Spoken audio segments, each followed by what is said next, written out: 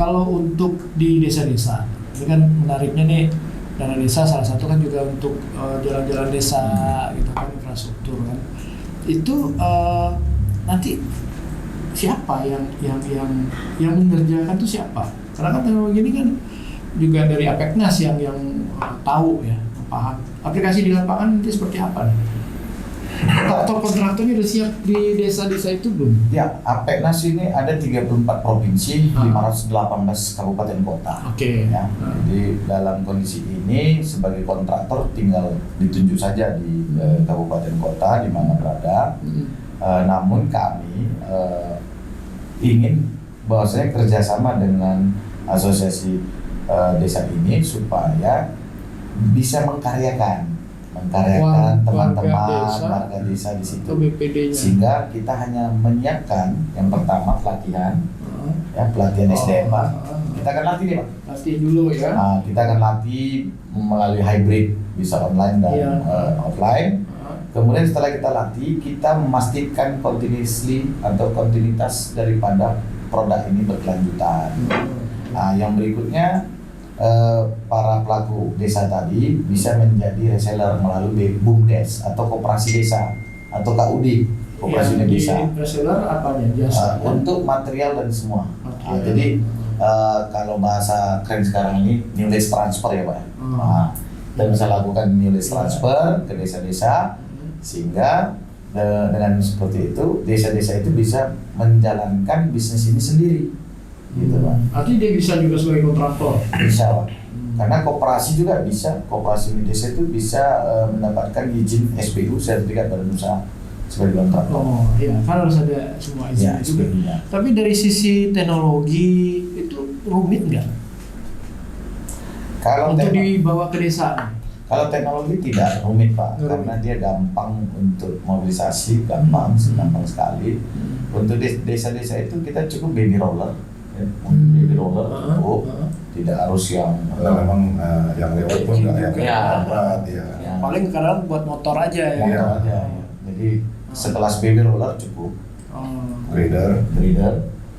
Untuk itu nanti alat-alatnya itu memang kita produksi sendiri Pak. Oh dari Apeknas. Kita produksi sendiri kerjasama dengan salah satu manufacturing alat berat di Indonesia, BUMN. Lokal dong ya lokal. Karena pemenuhan ini pemenuhan TKDN juga Pak. Kembali lagi ke TKDN, tingkat komponen dalam negeri, anak bangsa ya kan. Iya Pak, betul. Pak Satria udah dipakai di mana aja nih aplikasi ini? Karena memang banyak kebutuhan yang seperti barang ini tuh di remote area Pak ya. Kita pernah pakai di Kalimantan Timur, kita pernah juga pakai di Melat, barang ini sudah pernah dikirim ke Aceh juga. Jadi kita hanya menunggu report aja dari sana, karena memang tadi dibilang sama Pak Pandi, easy to use ya, gampang untuk bisa dipraktekkan. Kita tinggal pandu saja, udah selesai kan. Kalau ya udah mau bagaimana lagi, ada lagi yang perlu kita bantu, udah mereka sudah bisa lakukan sendiri. Edukasi hybrid tadi yang dibilang Pak Pandi. Jadi pelatihannya iya, Aceh dan sampai di Morowali pun sudah. Iya. Udah ada yang aplikasi. Sudah ada yang aplikasikan. Ya. Memang banyak untuk remote area Pak ya. Makanya tadi kita berpikir ini untuk desa sangat membantu sekali gitu. Sama lebih murah, lebih cepat. Tapi nggak ada ini ya. Tadi kalau bicara treatment, kalau dia agak tajam ininya apa? Curam ya kan, itu nggak ada masalah. Nggak ada masalah. Karena dia nggak licin. Iya. Artinya bisa kalau ada lahan bikin untuk semua ini pakai soil land rata, di situ mungkin dibangun apalah di atas itu juga bisa langsung begitu. Bisa. Biasanya penggantian septic tank. Septic tank itu bisa kita dengan soil land ini. Gimana? Kalau septic tank itu gimana? Kalau biasa kami memang septic tank itu materialnya dari batu bata. Jadi dia siap memang pakai semen kan? batu batanya? tidak di plaster dia di atas. Iya, cuma di Iya. susun. Nanti dicor di atas pakai pembesian juga. Ya. Nah, itulah selama ini yang kita lakukan. Nah, kalau pakai aplikasi Soilen seperti apa? Ya kalau nanti memang ternyata itu lebih efisien dan kualitasnya tidak kurang dari yang selama ini, kita pasti pakai yang baru lah. Jadi tinggal dibolongin, terus tanahnya ya. itu dikasih Padatkan. Soilen. Jadi soilen itu Prosesnya. tanah apapun dia, baik itu tanah merah, tanah gambut ataupun jenis tanah yang ada di lokasi itu, ya itu tinggal kita pasang atau kita kasih tambah wire mesh Pak Di atasnya. di atasnya. Kalau itu sekelilingnya? ya wire mesh itu kan lebih murah dibandingkan besi bertulang. Nah, Iya, iya. karena kekuatannya juga tidak diragukan untuk wire mesh. Maksudnya pengganti bata tadi. Bata. Ya bata, Itu apa? Tetap bata. tetap bata Pak. Oh, bata yang dibikin dari ya, pabrik dari tadi. soilen tadi. Oh, dia nggak bisa langsung plug di septic tank tadi itu pakai Soilen, nggak bisa. Karena ada tekanan, ada pressure yang dibutuhkan pressure itu. Iya. Pak. Ya, jadi kalau kita Pemadatan. misalnya pemadatannya kita gunakan 10 ton, Oh. berarti kekuatannya 10 ton. Tapi kalau tanpa ada kekuatan tekan, Iya. press koefisiennya tidak ada, berarti dia nggak akan bisa digunakan. Jadi tetap akan Nah, kekuatan itu berdasarkan kekuatan daya tekan. saya tekan. Ya makanya kalau mesin cetak bata itu ada dua jenis, satu yang konvensional dan satu yang menggunakan hydraulic press ya. Dan itu pasti lebih kuat karena hydraulic press ya. Jadi itu dua kondisi yang kita tawarkan. Yang pertama konvensional stretching press namanya, kemudian satu yang menggunakan hydraulic press. Gitu Pak Indra. Iya.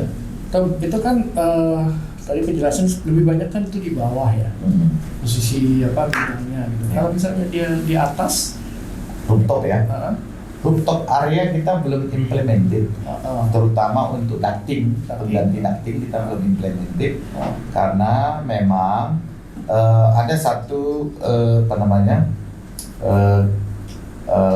kalau untuk ducting itu kita harus lakukan kajian komposisi material yang digunakan. Itu mungkin ke depan kita under study, Oke. under Riset R&D. riset dulu. Untuk saat ini belum ke arah sana. Mudah-mudahan ke depan kita butuh 6 sampai 8 bulan ya biasanya untuk riset. Iya, iya. Karena kita memang fokus pertama di akses jalan dulu, kemudian di pengganti bata merah, Iya, iya. ya, di bricknya, itu dulu. Kita fokus untuk top coat. Seperti ini kita akan melakukan dulu. Kalau ini riset. dinding, batako udah. Kalau dinding itu masih kita rekomendasikan kepada pengganti plester, pengganti plester, terutama untuk di pembangunan batu miring. Kalau batu miringnya kita masih arahkan dia pengganti plester batu miring. Nah, itu kita bisa recommended. Tapi untuk menjadi batu miringnya kita belum rekomendasikan. Karena kan biasa batu miring itu batu-batu kali itu ya gede-gede. Nah, jadi kita belum ke sana Pak Indra. Tapi untuk jalan tadi udah ada uji itu ya. Ada sampelnya, Ada sampelnya. Itu sama dengan beton atau apa untuk uji. Iya. Ada Sama sampel. pakai bisi dia. Ada sampel. Tapi ini udah standby nih. Kalau ada yang memang Standby Pak, mau standby. coba Iya. pakai pasang Iya. dimanapun udah bisa ya. Kita siapkan riset untuk assessment dulu ya. Assessment di setiap lokasi itu berbeda-beda kualitas tanahnya Pak, jenis tanahnya. Ini jenis tanah potsol Pak. Ya kalau kena hujan dia licin luar biasa dan tidak tembus air. Ya. Nah, Ini udah Ini pakai sebagai- teknologi kita. Ya, Ya, ini penghalang sekali nih untuk para kontraktor membangun perumahan atau membangun gedung untuk aksesnya. Gitu. Tanah ini nih yang luar biasa. Apa beda? Jadi beda tanah nih. beda Jadi tanah. kalau Potsol itu ada 2 lapis, Pak. Heeh. Yang atas itu lapisnya warnanya ini, Heeh. yang ke bawah dia lapis ini. Warna kuning ya sebenarnya. Oh. Nah, kuning kemerahan. Iya, iya. Tapi kekuatan sama. Kalau Sama. dari treatment ini sama. makanya ini saya ambil yang paling parah, ini yang paling parah, yang paling licin. Nah ini yang bagian bawahnya. Tapi kalau untuk jalan warna bisa kita samakan, mau hitam gitu. Kita ada bisa Depan by request ya. Kalau misalnya Bapak mau treatment itu tanah nanti di surface-nya itu warna hitam, kita bisa bikin itu dengan reaksi kimia ya Pak, bukan ink atau pewarnaan ya. Iya. Karena kalau pewarnaan kena matahari, kena hujan dia luntur dia. Iya. Ini reaksi kimia nanti hasilnya. Iya. Tadi yang menarik tadi informasi kena ada asuransi juga ya Pak Henry. Ini seperti apa asuransi untuk siapa?